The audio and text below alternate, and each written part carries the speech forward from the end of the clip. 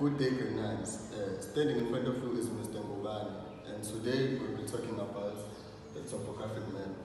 More specifically, we'll be talking about the features on the topographic map. So let's get into the video.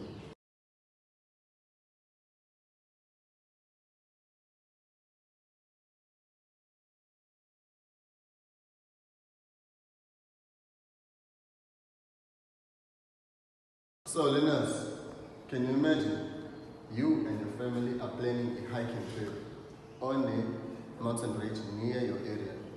So, how would you prepare for your trip? Yes, sir. I will research destination and weather conditions. Yes, Mr. Mfenpen. That's very correct. Let's give him a round of applause. Okay, secondly, where would you find information to help you navigate through the trails and avoid potential hazard in this area? Yes, Mfenpen. Online or in the internet. Yes, that's very correct. You may refer to the internet in order to search about the information that you will need. And lastly, this is the last question. What type of map would you use for this purpose? Yes, Wendy. Yes, that's very much correct, Wendy. Thank you for that. But I would like to put an emphasis on your answer. In order for you to have a successful hiking trip, you will need, one, to prepare by having all the necessities that you need for the trip. Two, you should do research about the potential hazards and also the trails and the distance associated with the trip. And lastly, you must not forget to bring your topographic map. But some students may ask themselves, what is this topographic map that I keep on telling you about, or that Wendy educated us about? So we can define a topographic map in a simple terms like this. Maps that are detailed of a recorded area, giving geographic position and elevation for both natural and man-made resources or features. Do you understand? Yes. Do you understand? Yes. So I will repeat my definition. Topographic maps are maps that are detailed on recorded area, geographic positions, and elevations for both natural and man-made features. Do you understand? Yes. Okay. So there are many uses of the topographic map. So we won't cover them all, we'll just name a few. For instance, we may use a topographic map for a hiking trip or outdoor navigation, something like GPS or everything that we need to acquire. Secondly, for urban planning and constructions, you may have seen when there will be a mall that will be built, flats or anything, people, especially from the contracting companies, come with maps to ensure they demonstrate the necessary, the relevant area that they will build a mall or a building on. And lastly, we may use topographic maps for military operations. I'm sure I'm not the only one who has watched movies with soldiers in it, right? Yes. Have you seen the pathway soldiers using a map to navigate through other distances? Yes. Yes. So, and for that, I will try to put an emphasis on the features that we'll be learning about of this map. So, there are two categories or two types of features associated within this map. Firstly, we have natural features. May you repeat it? We have Natural features. we have Natural features. and secondly, we have man-made features. Can you repeat it? Man-made features. That's very much correct, Wendy. Thank you for that. But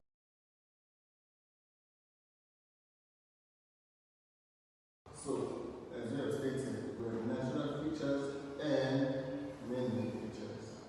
So how can we see these features? We may reference on the map reference. So, what are natural features? Natural features are features that are found in nature and were made through natural occurrence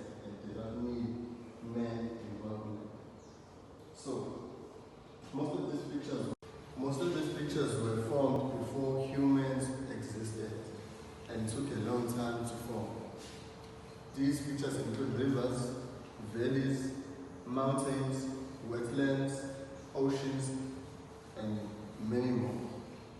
These features often serve as a geographical landmark or boundaries in different areas. Do you understand grade 9? Yes, sir. Do you understand grade 9? Yes, sir. So I have a few pictures that I wanted to look at regarding natural features, but we will focus on them when at the end of our lesson. For now, we will just move on to man-made features. Now, one can ask herself or himself, what are man-made features? Man-made features are features that were created by men. Do you understand? Yes, Do you sir. understand? Yes. So, what type of features am I talking about? I'm talking about railways. I'm talking about buildings. I'm talking about roads. I'm talking about malls and everything. So, when I'm talking about these pictures, I want to put an emphasis on these pictures were not just created for mere existing, but they were created for aesthetic looking or to serve a certain purpose. Do you understand? Yes. So, Wendy, can you tell me why were these pictures formed? They were made to serve a certain purpose and to make the city beautiful. Very, very good, very good, Wendy. May we applaud them, please? So, moving on with our topic. As you see, this map shows both of these pictures, natural and man-made. So, they are not just representable by the same features or the same shapes and everything. We have our certain or specific symbols that represent.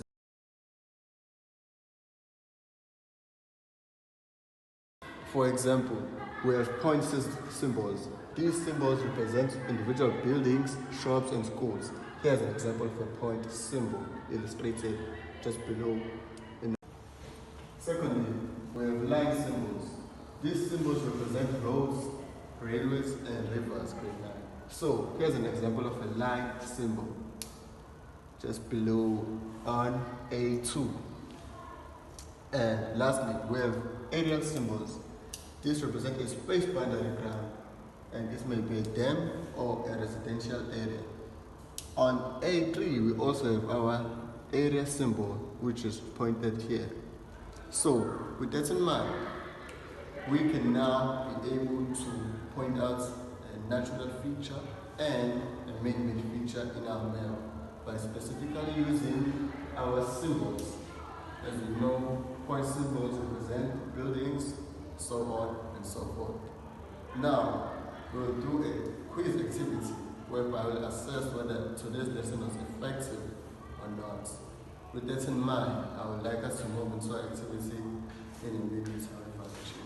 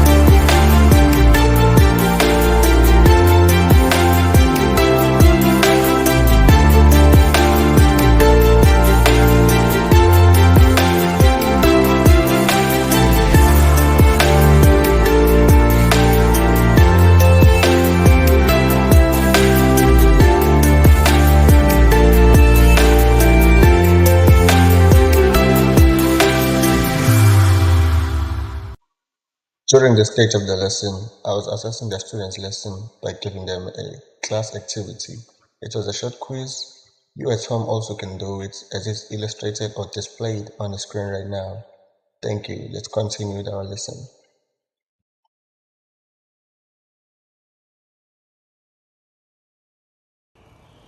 So I received your papers. I'll go grade them and bring them tomorrow for you, so you can get your feedback. So as I want to end the lesson, I would just want to summarize the lesson of today. We learned about the natural features, which are the nature of natural localities we found within the map. These are rivers, valleys, wetland, so on and so forth. We also went through man-made features. These are features that were made to make the area look aesthetic, and they serve a certain purpose, like shops, police stations, roads, and so on and so forth. And lastly, we also put an emphasis on the symbols that are utilized to show or represent certain diagrams or features, if I may say. With that in mind, I would like for the learners to ask questions or class-specific questions regarding today's lesson. Does anyone have a question? Yes, we